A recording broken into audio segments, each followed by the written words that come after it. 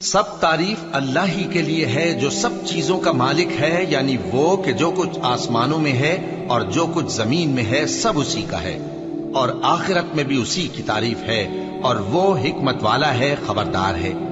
جو کچھ زمین میں داخل ہوتا ہے اور جو اس میں سے نکلتا ہے، اور جو آسمان سے اترتا ہے اور جو اس پر چڑھتا ہے، سب اس کو معلوم ہے، اور وہ مہربان ہے، بخشنے والا ہے۔ اور کافر کہتے ہیں کہ قیامت کی گھڑی ہم پر نہیں آئے گی۔ کہہ دو کیوں نہیں آئے گی؟ میرے پروردگار کی قسم وہ تم پر ضرور آ کر رہے گی۔ وہ پروردگار غیب کا جاننے والا ہے، ذرہ بھر چیز بھی اس سے پوشیدہ نہیں، نہ آسمانوں میں اور نہ زمین میں، اور کوئی چیز ذرے سے بھی چھوٹی یا بڑی نہیں مگر کتاب روشن میں لکھی ہوئی ہے، اس لیے کہ جو لوگ ایمان لائے اور عمل نیک کرتے رہے ان کو بدلہ دے۔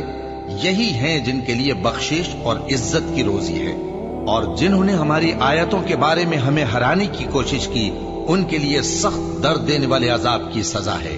اور جن لوگوں کو علم دیا گیا ہے وہ جانتے ہیں کہ جو قرآن تمہارے پروردگار کی طرف سے تم پر نازل ہوا ہے وہ یقیناً حق ہے، اور اس اللہ کا رستہ بتاتا ہے جو غالب ہے، قابل تعریف ہے۔ اور کافر کہتے ہیں کہ بھلا ہم تمہیں ایسا آدمی بتائیں جو تمہیں خبر دیتا ہے کہ جب تم مر کر بالکل ریزہ ریزہ ہو جاؤ گے تو تم نئے سرے سے پیدا ہوگے؟ یا تو اس نے اللہ پر جھوٹ باندھ لیا ہے یا اسے جنون ہے۔ بات یہ ہے کہ جو لوگ آخرت پر ایمان نہیں رکھتے وہ آفت اور پرلے درجے کی گمراہی میں پڑے ہیں۔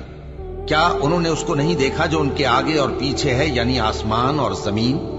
اگر ہم چاہیں تو ان کو زمین میں دھسا دیں یا ان پر آسمان کے ٹکڑے گرا دیں، اس میں ہر بندے کے لیے جو رجوع کرنے والا ہے ایک نشانی ہے۔ اور ہم نے داؤد کو اپنی طرف سے برتری بخشی تھی اور کہا تھا اے پہاڑوں ان کے ساتھ تسبیح کرو، اور پرندوں کو ان کا مسخر کر دیا، اور ان کے لیے ہم نے لوہے کو نرم کر دیا کہ کشادہ زرہیں بناؤ اور کڑیوں کو اندازے سے جوڑو، اور نیک عمل کرو، جو عمل تم کرتے ہو میں ان کو دیکھنے والا ہوں۔ اور ہوا کو ہم نے سلیمان کے تابع کر دیا تھا، اس کی صبح کی منزل 1 مہینے کی راہ ہوتی اور شام کی منزل بھی مہینے بھر کی ہوتی۔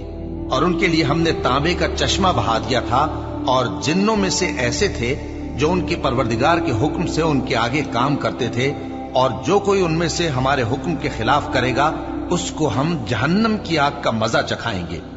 وہ جو چاہتے یہ ان کے لیے بناتے، یعنی قلعے اور تصویریں اور بڑے بڑے لگن جیسے تالاب اور دیگیں جو ایک ہی جگہ رکھی رہیں۔ اے آل داؤد شکر کرتے رہو، اور میرے بندوں میں شکر گزار تھوڑے ہیں۔ پھر جب ہم نے ان کے لیے موت کا حکم صادر کیا تو کسی چیز سے ان کا مرنا معلوم نہ ہوا مگر گھن کے کیڑے سے جو ان کے عصا کو کھاتا رہا۔ پھر جب وہ گر پڑے تب جنوں کو معلوم ہوا اور کہنے لگے کہ اگر وہ غیب جانتے ہوتے تو ذلت کی تکلیف میں نہ رہتے۔